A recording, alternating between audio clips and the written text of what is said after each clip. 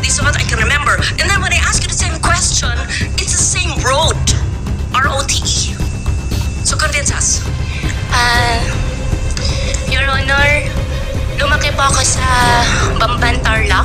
Lumaki po ako sa farm. Paulit-ulit. Anong barangay, anong farm, sino po yung nag-alaga sa inyong sabi nyo na binibisita kayo ng ama nyo, ano yung family situation, sino pong makalaro nyo, kaklase nyo, kung homeschooled kayo, sino po nag-homeschool sa inyo, ganun po. Senator, you can check. You were congressman already. Yes, okay. But I'm not grilling you. I'm going to ask the mayor. I just wanted to. Mayor Alice Go, first time nyo sa politika 2022, right? Madam I'm sure yes po. this has been asked of you in the previous hearing. I just wanted to put it on record again. And before 1998, you were in business.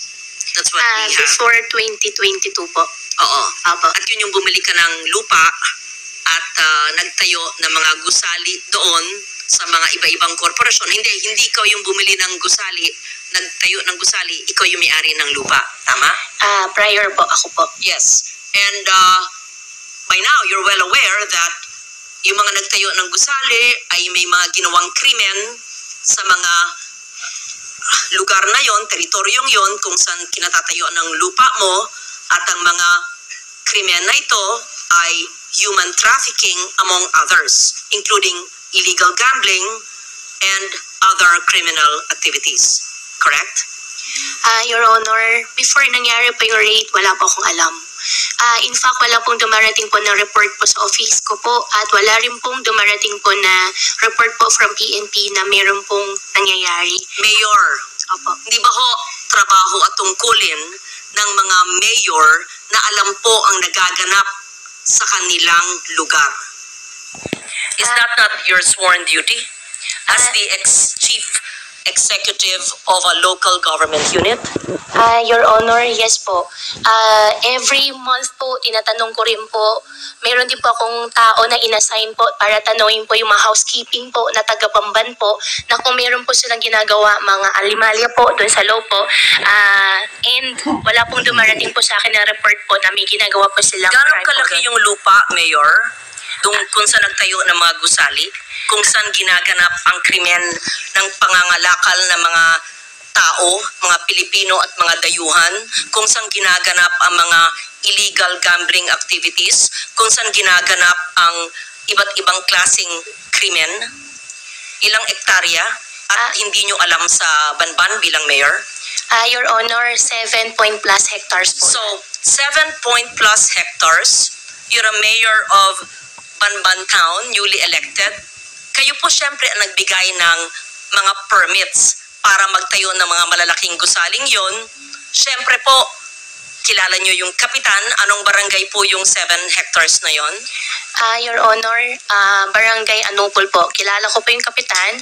At Your Honor, yung mismong POGO po na operation po is nagbigay po sila sa akin ng provision license po from PAGCOR po. Then that's the only time po na binigyan ko po sila ng permit po. 2nd, 3rd, and 4th floor po. At yung mga nahuli at nasagip na mga dayuhan at mga Pilipino ay alam nyong nangyari yon, di ba? Alam nyo na sila ay kinakalakal, sexually abused. Your Honor, before po nangyari po yung raid, wala po akong alam. After the raid po, doon ko po nalaman po. At tinanong nyo sa inyong barangay captain na siguro naman ay kilala nyo, kaalyado nyo, kung ano po ang ginaganap sa 7 hectares na property yun, kung saan malalaking mga gusali?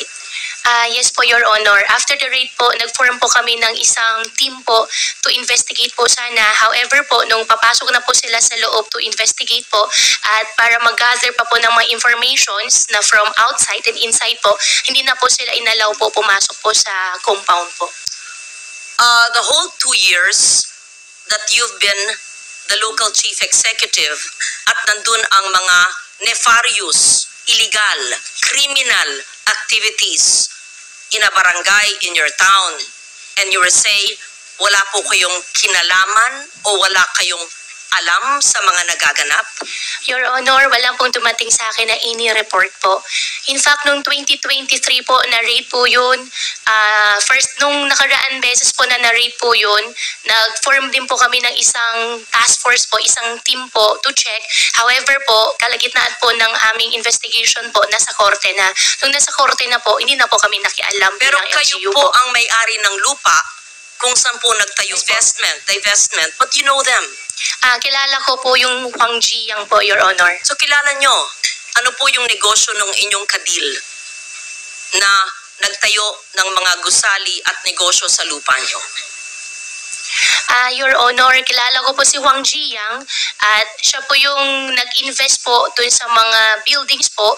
At after po ng raid, tinanong ko rin po siya ano nangyari. Sabi rin po niya sa akin, nasa korte na. Yun po yung naging usapan po namin nung nangyari po nung nakaraan po na raid. That's your conversation as landowner, but your concern as mayor, considering talamak, how do you say, anong salita doon na grabe ang nangyayari ng krimen sa iyong jurisdiction ay hindi po kayo nabahala?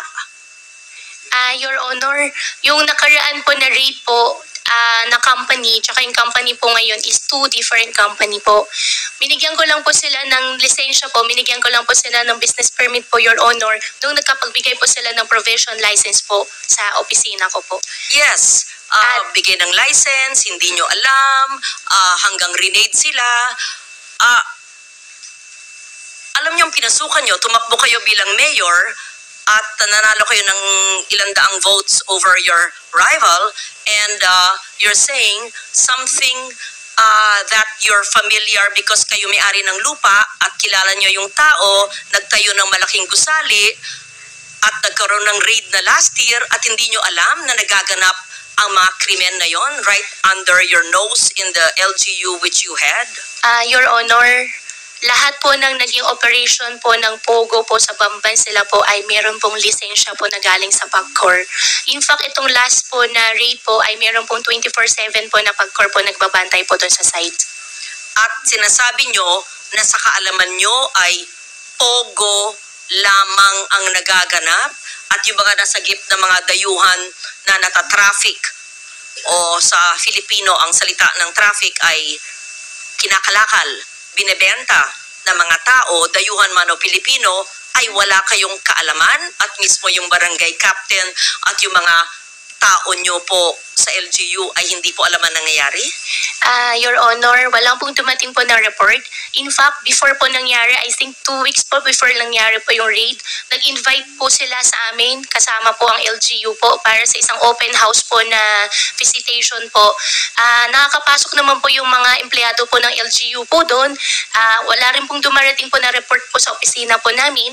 At meron din po kami ordinansa po, resolution po, na galing po sa Sangguniang Bayan po, na nire-require po ng konseho po ang aking local police po na mag-report, mag-submit po sila ng report po in a weekly basis. Wala pong dumarating din po na report po sa amin na mayroon po nangyayari po na any crime po sa loob.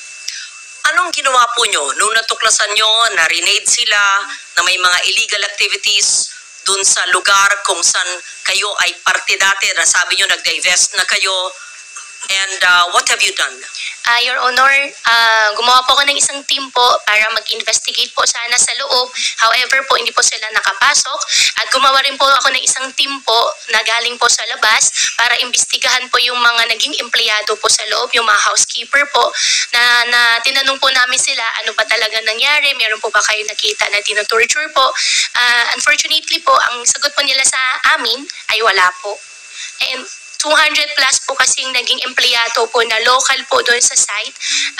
At one of the reason din po na sa housekeeper po kami nagtatanong kasi po I believe po yung mga housekeeping po nakakaikot po sila ng entire compound at kung meron pong mga crime po na ginagawa po kahit paano sila po yung makakuha po ng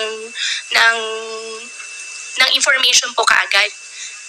Before 2022, Mayor Go, anong trabaho nyo? Anong ginagawa nyo? Although you said it in the hearing, I just wanted to hear it again. Ako po ay isang magbababoy po.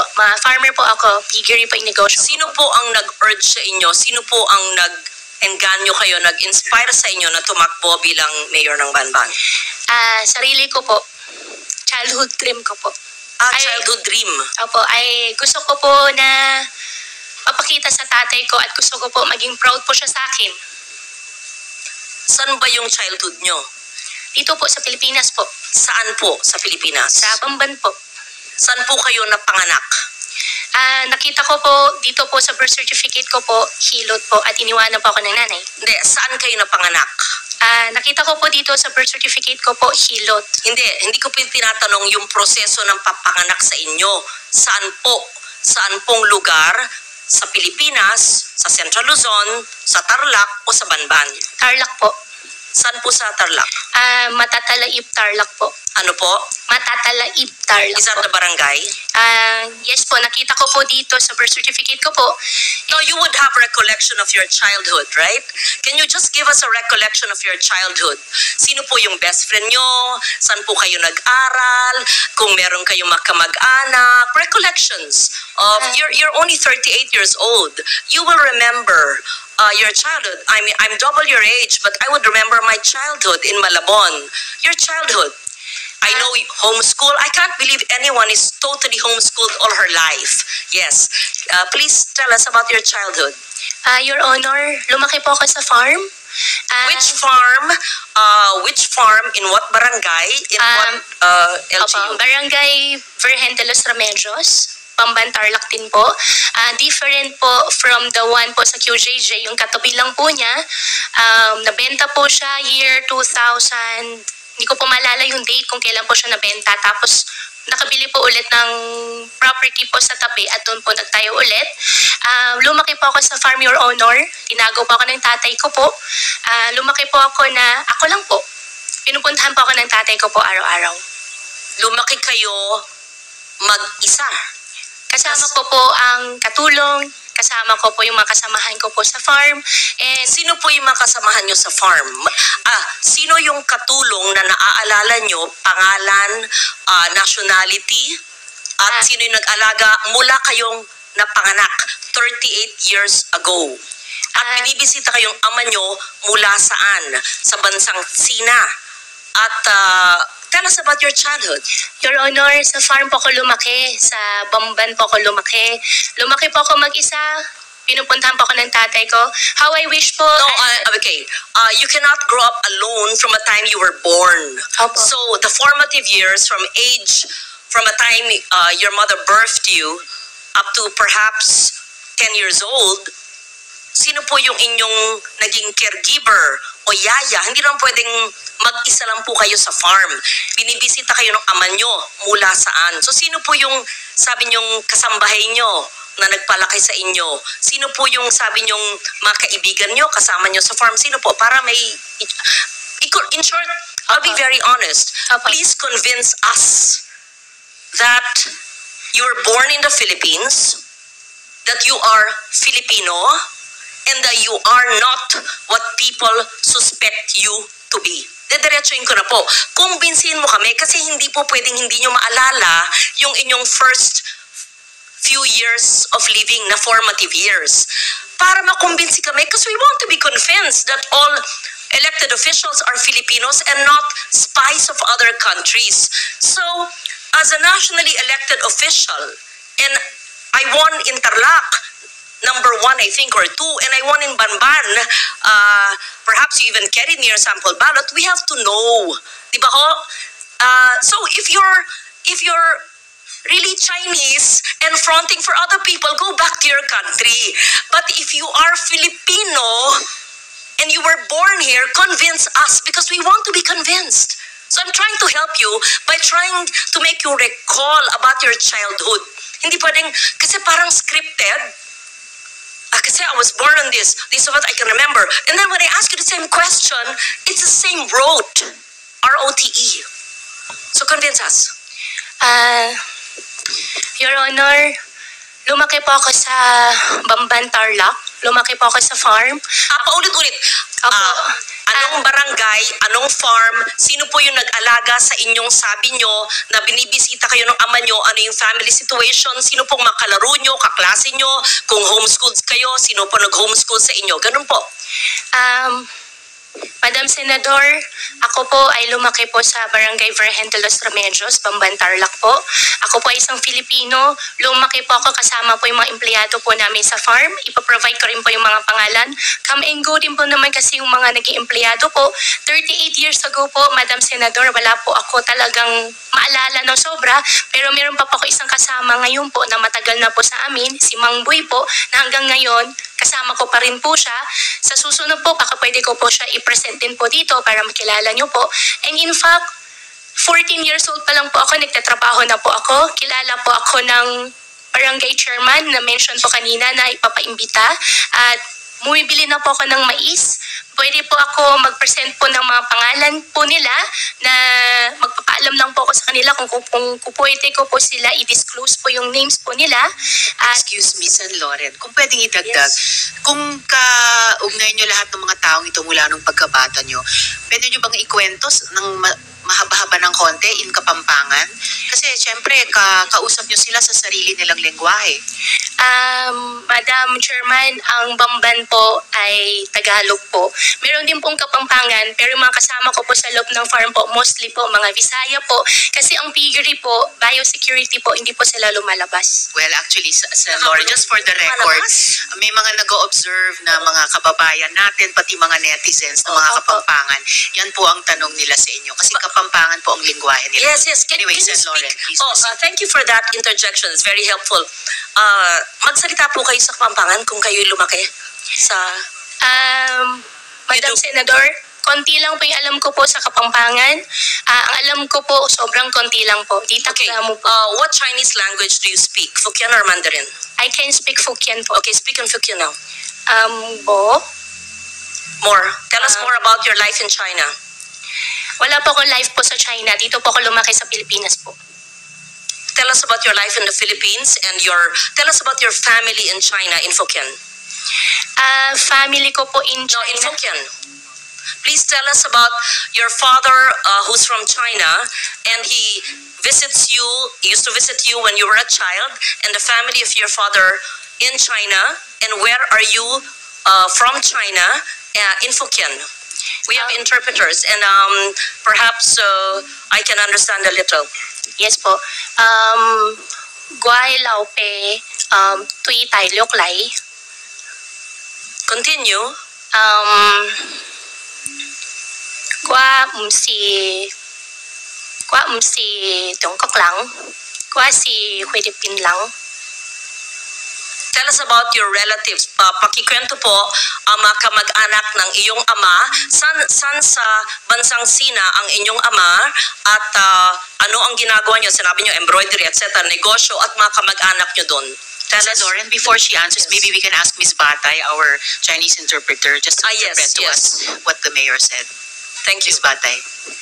Okay, so in English, the interpretation will be, my father is from China. I am not a Chinese. I am a Filipino. I mean, you're obviously half Chinese because if your father is full Chinese and your mother you claim is Filipino, right? Your Honor, ako po ay isang Filipino at ang tatay ko po ay Chinese. Ako po ay, kung hindi man po ako full-blooded po na 100% po na Filipino, dahil po sa tatay ko, ako po ay isang Filipino po. Okay. What do you recall in 1986 when you were born? Your Honor. And why is it that you obtained your birth certificate? To be fair, sometimes people only have their birth certificates much later. But tell us the process of obtaining your birth certificate in what year? What year did you get your birth certificate? Your Honor, 2005 po. Yes. How Lauren, did you... if I may just quickly add to your Please, earlier please question. proceed, Madam Chair. Mayor, may childhood photos ba kayo sa Bamban? Yes. Meron po, nung bata po ako, Madam Chairman, hindi po talaga uso cellphone. Pero sa nangyari po, meron po camera mga po. circulation po ng mga pictures ko po ng teenage life ko po sa conception. I can provide po. In fact, hindi ko po alam na meron po pala akong ganun picture. Could you kindly give us the earliest photos of yourself and your family and your workmates, playmates in your very exclusive and closed farm that you said, and your relatives in China and your father's relatives, and the time that you were born, 1986, hindi naman, okay, walang cellphone, but you must have photos and Yes po. proof of your homeschooling. Siyempre, pag homeschooled, meron pa rin yan mga report card, hard copy pa noon, hindi pa soft copy eh. Yes po, Your Honor. Hahanapin ko po yung mga picture po. So, Pati po yung mga tao po, pati po yung mga empleyado po na kasama ko po. what was the situation, Mayor Go, noong 1986 when you were born? Where was your mother? Where were your parents? And sa mga binibisita kayo ng iyong ama at ang kasama niyong lumaki ay sino? Fill in the blanks, please. Your Honor, 1986 po, nung pinanganak po ako, wala po akong any knowledge po. Dahil baby pa po ako noon, lumaki po ako, may nakikita po ako mga kasama po naging kasama po, naging partner po ng tatay ko po. At lumaki po ako sa farm, isa na rin po yung na-mention ko po nung nakaraan po na Senate hearing, si Teacher Rubilin po, nakasama ko rin po siya.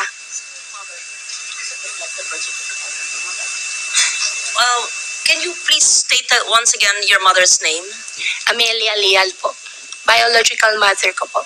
And have you ever met her? Hindi ko po siya nakasama. Have you ever met her? Hindi po. From the time you were born, from 86, hindi po nyo na silayan. Hindi na po. And tinanong po nyo sa inyong ama o sa mga kalaro nyo kasamahan sa farm?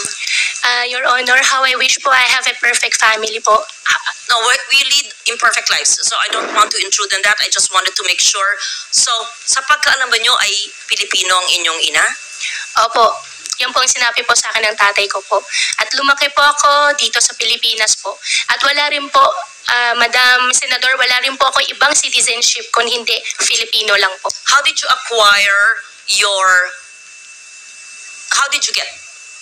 obtain your birth certificate in 2005? Minigay po sa akin, hindi po ako yung nag-prepare po nitong birth certificate. Hiningi ko po sa tatay ko po yung birth certificate ko po. Was this discussed, Madam Chair? Did the PSA already look at the birth certificate? That was what was being discussed earlier, right, when I arrived? Yes.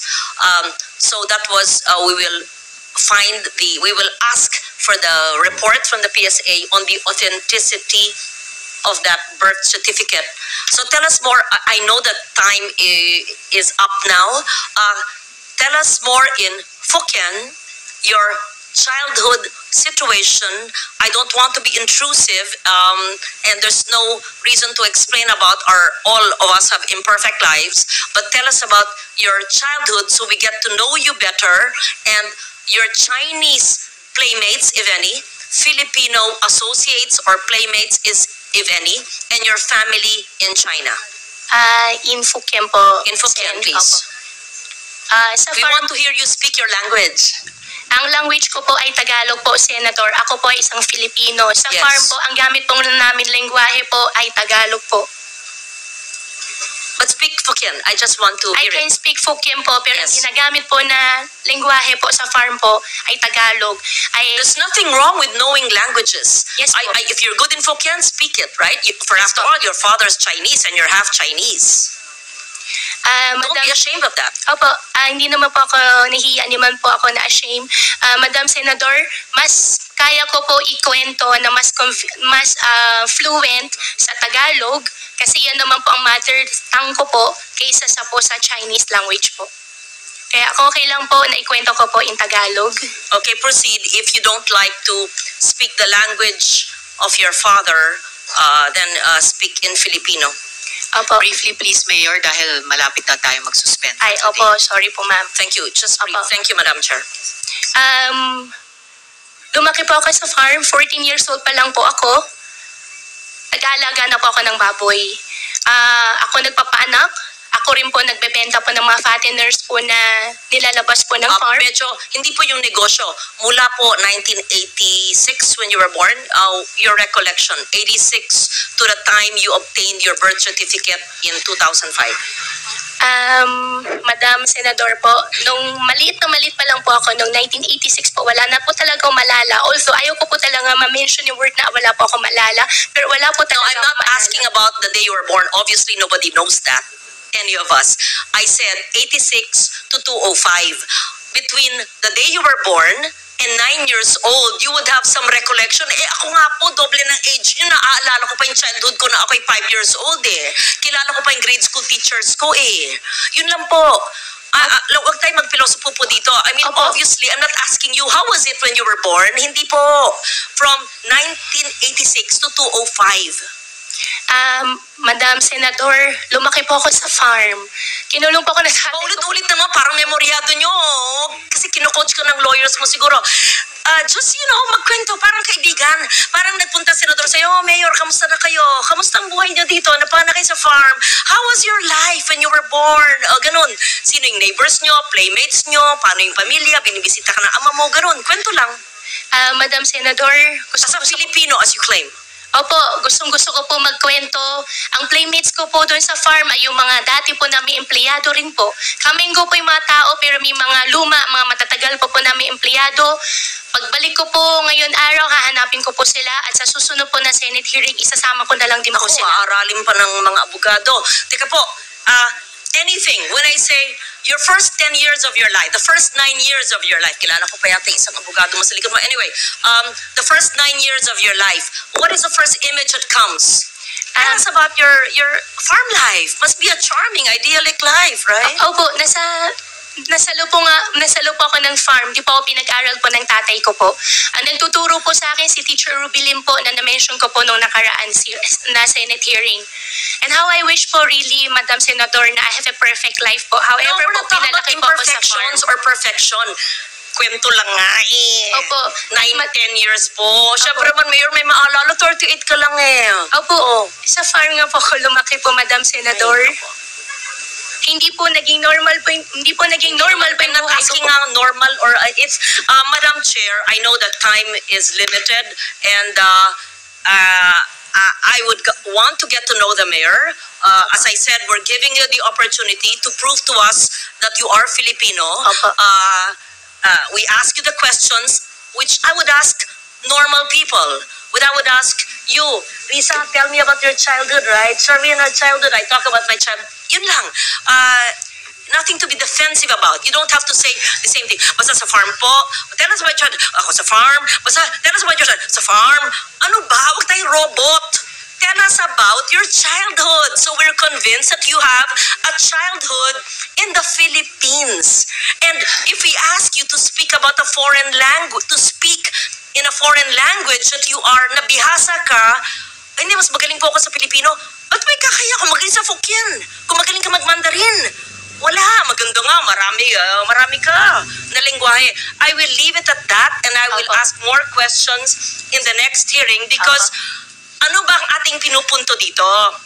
Na dapat ang ating mga ahensya ng gobyerno ay hindi nagpapahintulot ng mga sindikatong kriminal na nagbibigay ng mga pekeng birth certificate at ibang dokumento na nabibigyan tuloy minsan ng mga Philippine passports o nakakabigay ng ID ng Philippine government agencies na de-deprive tuloy ang ibang Pilipino sa mga benepisyo. At hindi lang yan, maari pa, without judging you or prejudging you, na mahalal sa mga posisyon na maaring maging national security issue. I'm not judging, I'm basing it on what I've heard and read, and I'm giving you the chance to prove that you are Filipino. Yes, so I will leave it at that. Thank you very much, Madam Chair, for the time and the patience, and I would like for her to submit the photos that you requested, the name of the teacher, and perhaps the teacher who helped her homeschooling, names of employees, their full names, photos, addresses, playmates, etc. You must have a neighbor who knew you in the 80s, right? Imposible mo walang may kilala. Hindi pwedeng sumulpot ko na lang ng 2005, tapos I'm Filipino, I'm here. Okay, yun po, I leave it at that. I'm not yet convinced, but I really, sincerely want to be convinced because it would break my heart if we have a foreigner who is an elected official. It would break my heart kung ganon. It's really a national security risk. So I'll be very strict with DFA and with TSA sa inyong you better straighten that out, yung mga sindikato nandyan sa mga ahensya ng gobyerno na nagbibenta ng mga birth certificates. Thank you, Madam Chair. Salamat din.